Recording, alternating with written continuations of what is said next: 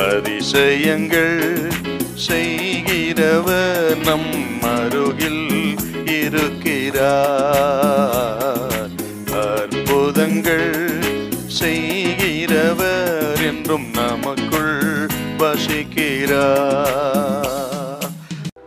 பரிசுத்த மத்தேயு எழுதின சுவிசேஷம் 7ஆம் அதிகாரம் 24-25 வசனத்தை கொஞ்சம் வாசிக்கும்படி அன்பா கேட்கிறேன்.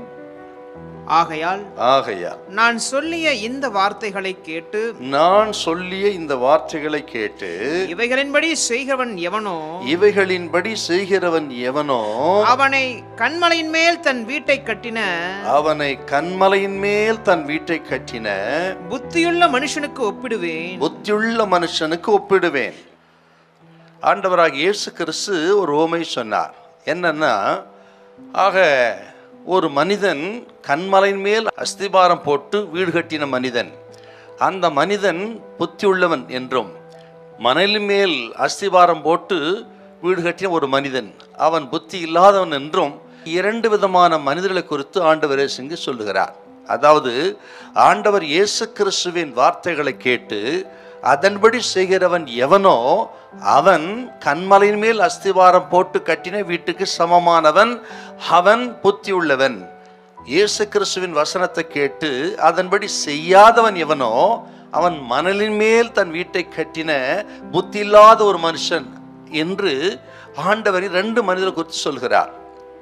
இதுல இன்னொரு விசேஷம் என்னன்னு கேட்டீங்கன்னா, ஆக ஒரு மனிதனுடைய வீடு நிலைத்திருந்தது, இன்னொரு மனிதனுடைய வீடு இடிந்து அடிந்து போய்விட்டுதான்.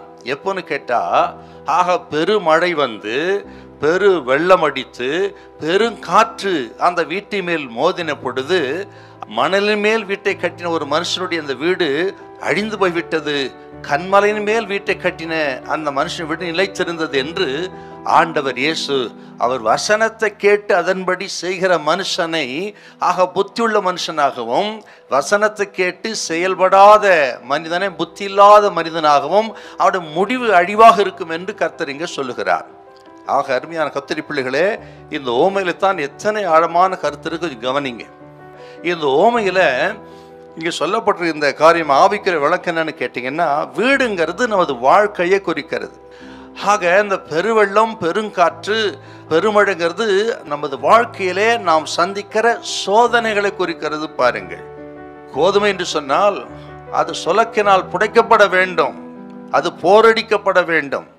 கோதுமைக்கு போரடிக்கிற அனுபவம் தேவையா இருக்கிறது.